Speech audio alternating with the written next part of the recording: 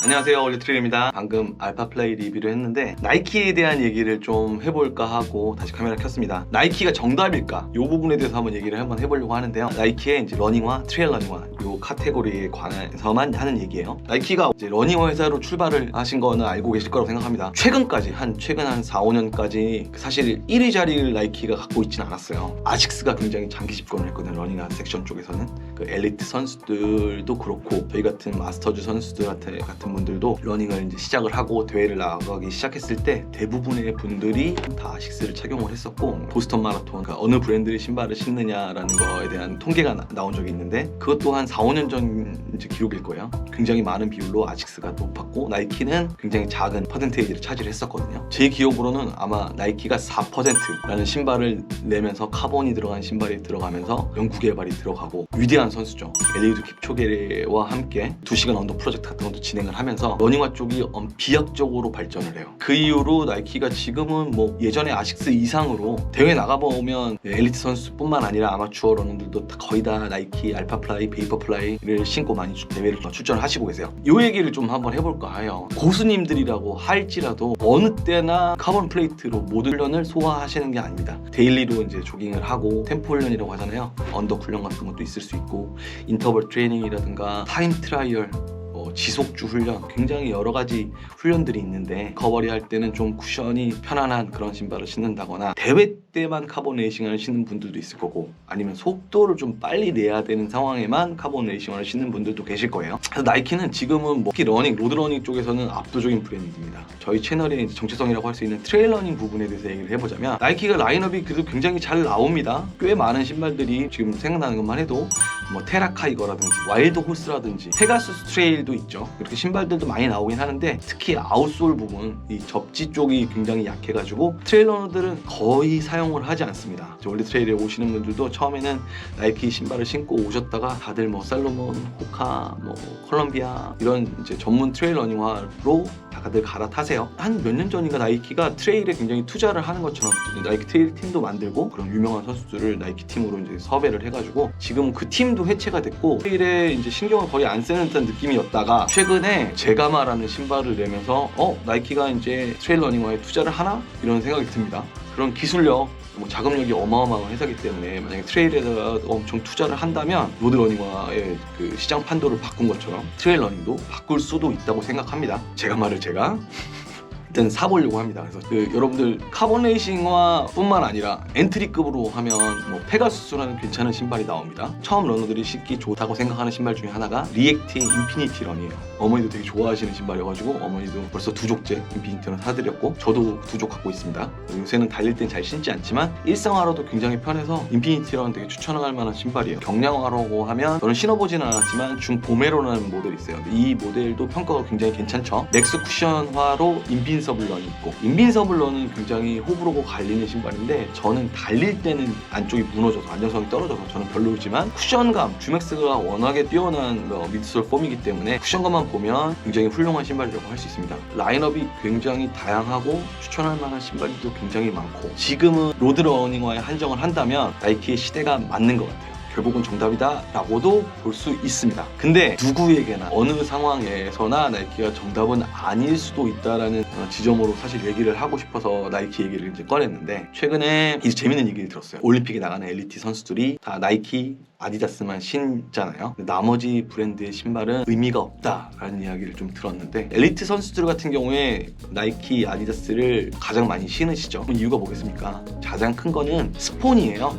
그분들은 사실 직업이 달리기 선수잖아요. 먹고 사는 문제, 돈을 벌어야 하는 문제가 있는데, 물론 마라톤 대회 상금 같은 거로도 돈을 벌지만 나이키라든지 아디다스 같은 큰 회사에서 스폰 금액을 받는 게 굉장히 큰 아마 수입이 될 거예요. 나이키랑 아디다스가 너무너무 큰 회사들이고 자금력도 큰 회사들이기 때문에 훌륭한 선수들을 당연히 많은 금액을 줄 수가 있는 회사니까 그 신발들을 신게 되는 거라고 생각을 합니다. 예를 들면 엘리우드 킵초게 선수가 고특급이잖아요. 가장 잘하는 선수고 대단한 전설적인 선수잖아요.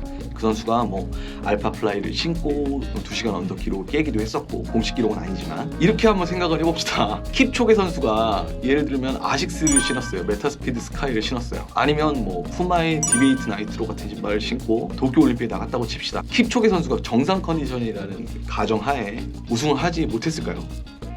저는 절대로 그렇지 않다고 생각합니다. 모르겠어요. 고무신이나 더신 같은 거 아니라면은 다른 브랜드의 신발을 신어서도 우승했을 거라고 생각합니다. 그러니까 뭐 알파플라이가 의미가 없다는 이야기가 절대로 아니고 좋은 신발이지만 그 선수가 정말 대단한 기량의 선수기 때문이라고 생각해요. 나이키 아디다스가 아닌 게 의미가 없다고 하긴 어렵죠. 또 심지어 도쿄올림픽에서 여자 선수 1위는 아디다스를 아마 신었었고 몰리세이드 선수가 푸마의 디베이트 나이트로를 신고 3위를 했습니다. 나이키 아디다스만 신지도 않아요. 그리고 최근에 이제 제가 인스타그램 통해서 해외 엘리트 선수도 훈련하는 거 보니까 또 최근엔 아식스가 이제 나이키에 굉장히 많이 밀리면서 후원 선수도 많이 늘린 것 같더라고요. 많은 선수들을 후원하면서 메타스피드 스카이를 신은 선수들도 굉장히 많이 보이더라고요. 종목은 좀 다르지만 단거리 최고 선수라고 하면 우사인 볼트 생각이 납니다. 우사인 볼트는 푸마를 신었어요.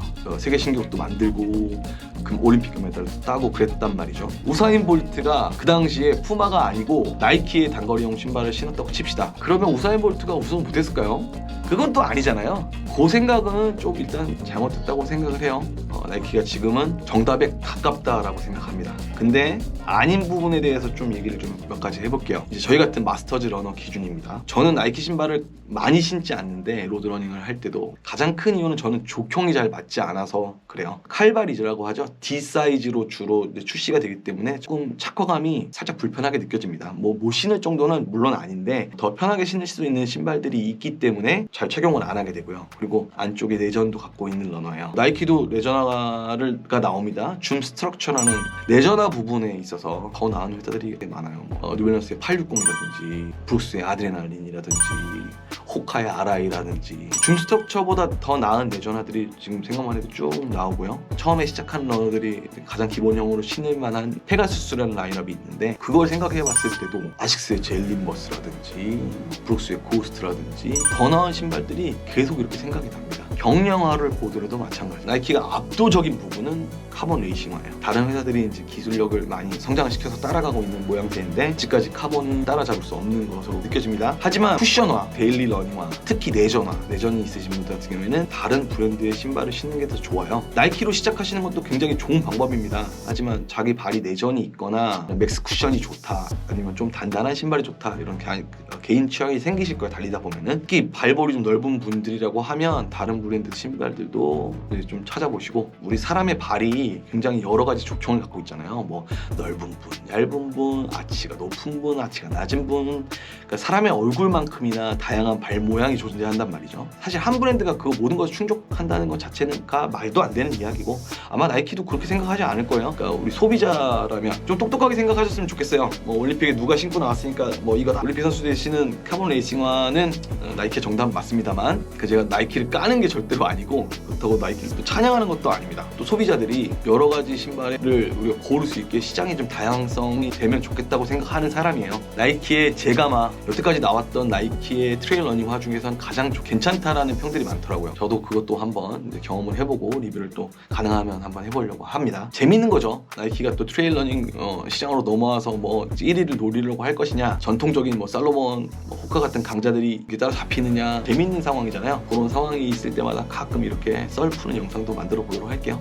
소소한 이벤트를 몇 개 준비하고 있습니다. 이벤트 나오면 관심 가져주시고, 영상이 재밌으셨거나 좀 도움이 되셨으면 구독과 좋아요 부탁드립니다. 다음 또 리뷰 영상, 또 달리기 영상 때 뵐게요. 감사합니다.